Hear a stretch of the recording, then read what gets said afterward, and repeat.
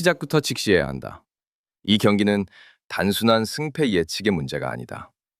이대로면 10대 0도 가능하다는 극단적 전망이 왜 등장했는지, 그리고 그 중심에 있는 원더우먼의 구조적 균열이 무엇인지 지금 이 순간 냉정하게 파헤쳐야 한다.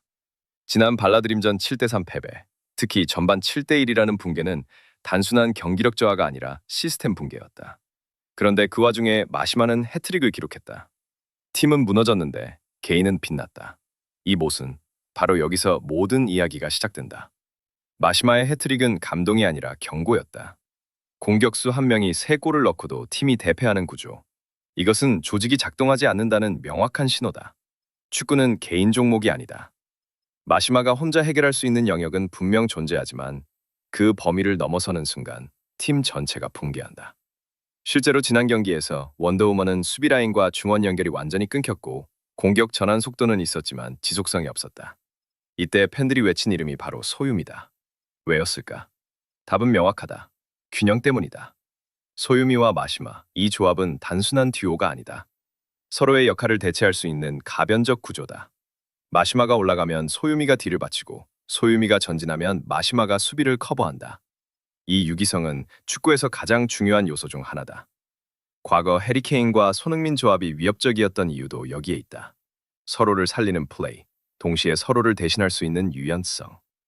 원더우먼이 소유미 없이 무너졌던 이유는 단순한 전력 공백이 아니라 이 구조적 유기성이 사라졌기 때문이다. 하지만 여기서 더 중요한 질문이 있다. 소유미가 돌아오면 모든 문제가 해결되는가? 절대 아니다. 왜냐하면 지금 원더우먼의 문제는 단순히 한 명의 부재가 아니라 나머지 선수들의 기능 부재이기 때문이다. 우희준, 김소희, 현진, 목나경. 이 4명은 현재 팀 전술에서 결정적 역할을 수행하지 못하고 있다. 압박은 하지만 효율이 없고 공간을 만들지만 활용하지 못한다. 특히 우희준의 경우 피지컬과 체력이라는 장점이 있음에도 불구하고 볼 컨트롤과 판단 속도에서 명확한 한계를 드러낸다.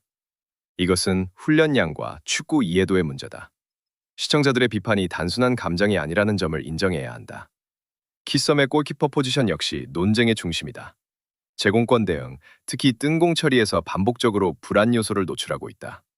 골키퍼는 단순히 막는 역할이 아니라 수비 라인을 안정시키는 축이다. 그런데 이 축이 흔들리면 수비 전체가 무너진다. 실제로 지난 경기에서 원더우먼의 실점 패턴을 보면 대부분이 2차 대응 실패에서 비롯됐다. 키썸 개인의 문제라기보다는 전체적인 수비 조직과 커뮤니케이션의 붕괴다. 반면 탑걸 무브먼트는 완전히 다른 그림을 보여준다. 이유정과 강보람의 조합은 원더우먼과는 반대 유형이다. 이들은 역할이 명확하다. 이유정은 전방에서 공격에 집중하고 강보람은 수비와 빌드업을 담당한다. 이 구조는 효율적이다. 특히 이유정은 초반 포지션 혼란을 겪었지만 최근 2경기에서 완전히 살아났다. 왜인가? 자신에게 맞는 위치를 찾았기 때문이다.